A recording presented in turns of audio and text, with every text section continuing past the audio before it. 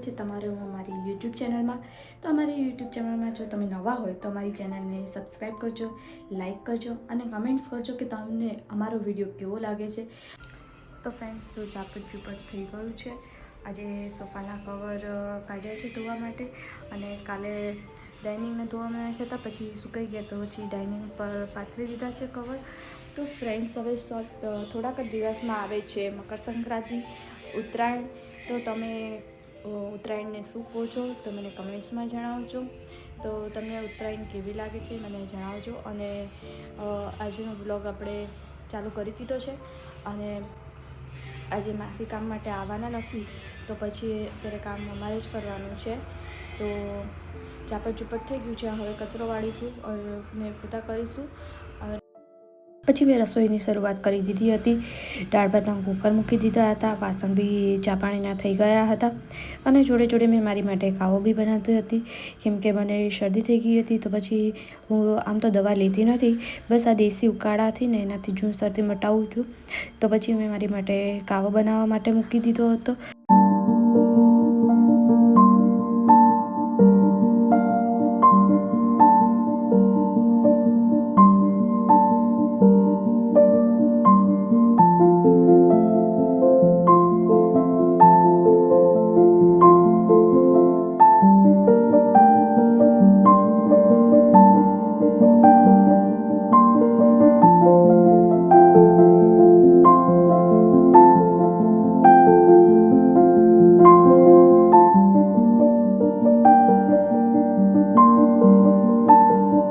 તો કાવાના ગ્લાસમાં મસ્ત એવું ફુદીનો સુધારીને નાખ્યો હતો, આદુ ખમણીને નાખ્યું હતું અને લીંબુ નાખ્યું હતું।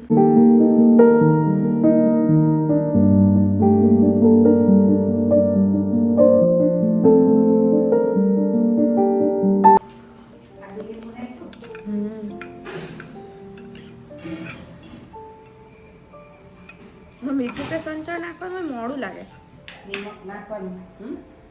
મોડું લાગે, મીઠું નાખવું પડે। તો મીઠું તો નાખવાનું જોઈએ ને। ગ્લાસની અંદર લીંબુ ને મીઠું નાખી, આદુ ને ફુદીનો બધું નાખીને પછી ઓલું નાખી દેવાનું। મીઠું જ દી નાખ્યું, ખાલી મીઠું તો મીઠું એક જ દી નાખ્યું, બાકી તો બધું નાખ્યું। ઘીમાં નાખવાનું હોય મીઠું તો સ્વાદ આવે મીઠું।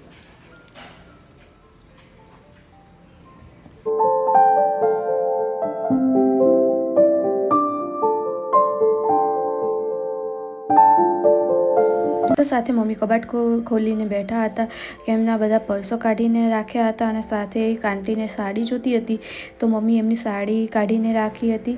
એ આંટી અહીંયા કામ કરવા માટે આવે છે, એમને સાડીની જરૂર હતી, તો એમને માટે સાડી કાઢીને રાખી હતી। અને સાથે સાથે સામેના ફ્લેટમાં પાણીની પ્રોબ્લેમ થઈ હતી, તો આ પાણીમાં બોરમાં પાણી જતું રહ્યું હતું, તો આ ત્યાં કામ ચાલી રહ્યું હતું ને સાથે સાથે બહુ અવાજ કરી રહ્યો હતો।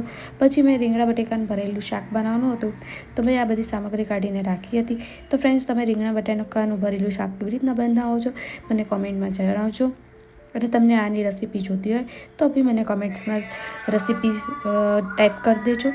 ને હું રસોઈ કરતી હતી અને મમ્મી કચરો વાળી રહ્યા હતા, કેમ કે આજે અમારે ત્યાં કામ કરવા માટે બેન આવે છે, એ આવ્યા નહોતા, એટલે પછી મમ્મી કચરો કાઢી રહ્યા હતા। પછી હું ધ્યાનને સ્કૂલેથી લઈને આવી ગઈ હતી અને એને જમવા બેસવાનું કહેતી હતી, તો ભાઈ એ પેપર બોમ્બ બનાવીને ફોડતો હતો। તો એને હું કહેતી હતી કે ચાલ ફટાફટ જમી લે, પછી અમે લોકો બી જમી લઈએ। તો પછી સાથે સાથે અમે એ જોડે જમી બધા બેસી જઈએ। તો એ ભાઈને એક બાજુ રમત સૂચતી હતી અને એક બાજુ ભૂખ બી લાગી હતી, તો એને ખાવા માટે મેં એની માટે રોટલી કરીને રાખી હતી અને સાથે સાથે જો એનું જમવાનું બી એકદમ રેડી થઈ ગયું હતું।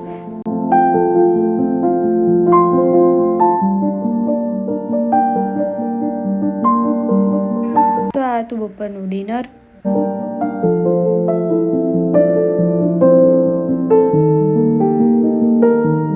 પોતાનું રૂટીનનું કામ લઈને બેસી ગયા હતા। એ અત્યારે સોફાના પિલો કવર ચડાવે છે અને સાથે સાથે કપડાં બી સંકેલી રહ્યા હતા અને ટીવી જોઈ રહ્યા હતા। પછી ધ્યાનને ટ્યુશનેથી લઈને આવીને અમે માર્કેટ માટે નીકળી ગયા હતા, કેમ કે માર્કેટમાં થોડુંક કામ હતું, તો એમ કીધું કે કામ પતાવીને માર્કેટમાં નીકળી ગયા હતા બધી વસ્તુ લેવા માટે। વસ્તુમાં બહુ વસ્તુ લેવાની નહોતી, ખાલી ધ્યાન માટે થોડુંક સામાન લેવાનો હતો અને એને ઘરમાં પહેરવા માટે રૂટીનના ચપ્પલ લેવાના હતા। તો પછી અમે લોકો માર્કેટમાં આવ્યા હતા।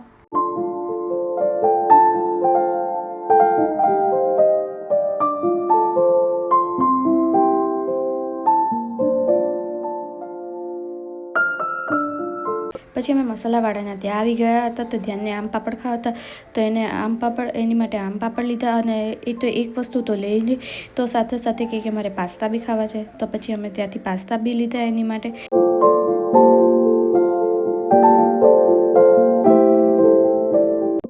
તો આ જૂનાગઢની માંગનાથની માર્કેટ છે.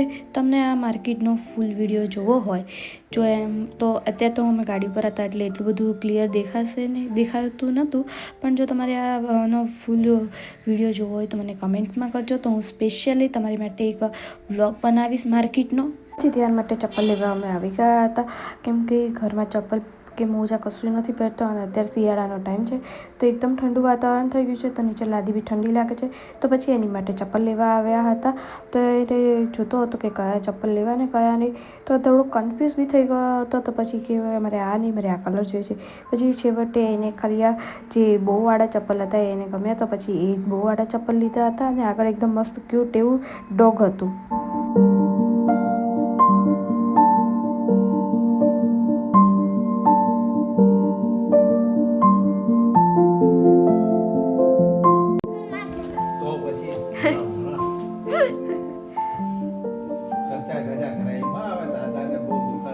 પછી ધ્યાન માસા જોડે થોડીક મસ્તી કરી રહ્યો હતો, તો આ ચપ્પલ પહેરીને આખા ઘરમાં પછી આટા મારવા લાગ્યો હતો. તો એને આ ચપ્પલ પહેરીને ખૂબ જ મજા આવી ગઈ હતી અને એને કમ્ફર્ટેબલ બી લાગતું હતું.